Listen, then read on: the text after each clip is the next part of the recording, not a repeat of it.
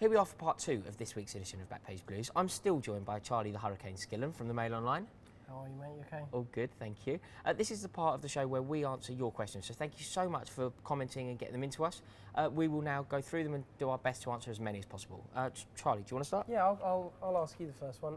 Umesh wants to know... Hey, Umesh. Yeah, big fan of the show. Yeah, well. He wants to know what we think of Jose Mourinho's tactics.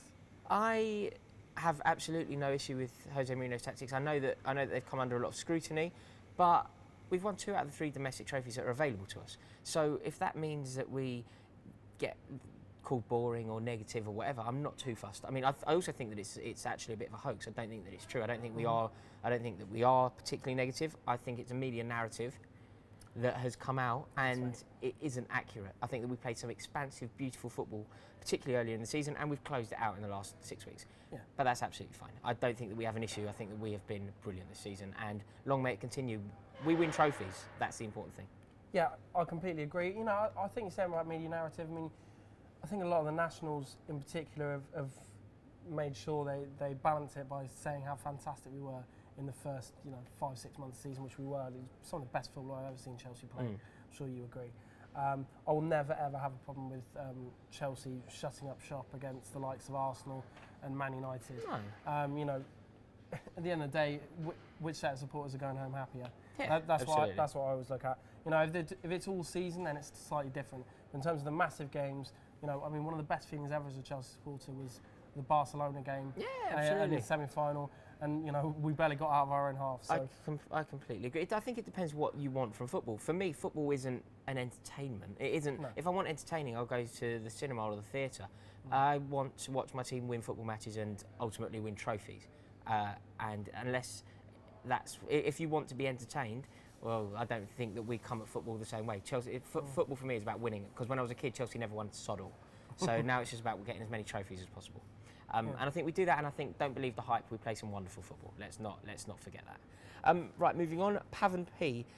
He wants to know if in the future you can see Thomas Callas or Andreas Christensen partnering Kurt Zouma as a long-term centre-half partnership. In a word, no. I can't.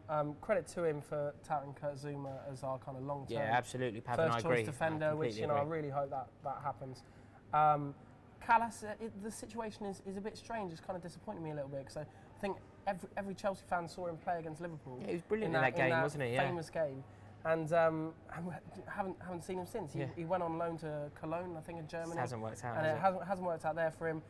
It doesn't look like he's going to be a Chelsea player. I mean, he's at Middlesbrough at the minute with Patrick Bamford, but I can't see him becoming a Chelsea player. Christensen is slightly different, because Mourinho is clearly a fan of him. Because he's a utility player. Mourinho likes it. Exactly. He's been training with the first team squad this season. He's played in first team games like Shrewsbury. Yeah. Obviously, he started there. Yeah, he did well. But also, I think Mourinho might see him more as a right back rather than a centre half. I do think, especially with John Terry kind of entering the last stage of his career, I think we'll be looking to buy a kind of first choice, world class centre. And if you want to know who, check out part 1 of Backpage Blues. The real Finn Williams, how are you, Finn? Hope all is well. The real Finn Williams wants to, he's heard that John Obi Mikel could be off to Real Madrid.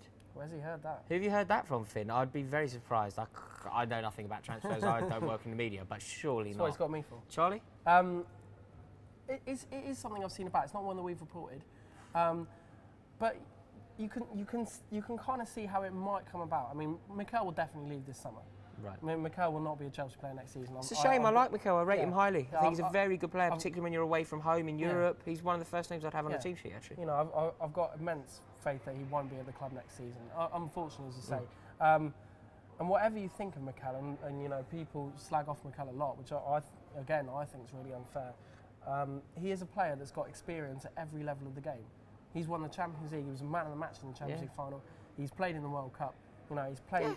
He's won everything at Chelsea. He's won everything at Chelsea. Just won the Premier League again. Isn't he? So, you can kind of see why a club like Real Madrid, why he wouldn't be like a first choice player. They might kind of look at him and go, he can do a job. Yeah, he can do a job at the new camp, as he's proved. Exactly. Yeah, exactly. Yeah. I mean, obviously Khedira is going to be leaving that club this summer, so they might be looking at a defensive midfielder. Nice swap in store. Possibly. Very nice. Mohamed Patra has asked the next question. He wants to know who we would vote for as Chelsea Player of the Year. I've done it. I voted. Without a second's hesitation, I voted for John Terry. Really? Yeah. So you? Have you done it? Have you filled up? I haven't yet. But so you want to be more streamlined like me? Just get in. I get the email. I send it back. Bang. Done. I'd vote for Terry as well, actually. He's been a colossus this season. It's been a sheer joy to watch him do his stuff at the back. He hasn't missed 1 minute. He hasn't missed 1 minute of his Premier League season. Yeah. And this is his trophy, in my opinion, and he absolutely deserves to be Chelsea Player of the Season. Yeah. Huge mention to Eden Hazard. Yeah, I mean, totally. I mean, Eden Hazard, our attacking play always goes through him. He has been, you know, I actually think he's been kind of the best individual talent I've seen at Stamford Bridge since Gianfranco Zola. Yeah, definitely. But I think just the way that Terry has changed his game, come back, been the whole lead of that team, especially when you can't underestimate. I mean, I know we've brought Drogba in, but you can't underestimate losing the presence of Frank Lampard alongside him. Definitely. You can't underestimate the influence of not having Petr Cech behind him. And he's taken it on, hasn't he? He's taken it all on. It's really important to notice. Yeah. And he, you know, he has got the credit. Excellent, in the Charlie. I didn't even think of that, and I completely agree with you. Yeah, This was huge. One last one from Oliver Carpenter. He calls us a great team. Who, Chelsea? No, you and me. I'm not sure. Best team in the league. Okay. He's saying if Charlie the Hurricane Skillen sticks as a nickname, which it will, which is definitely not, by the way, it's not happening.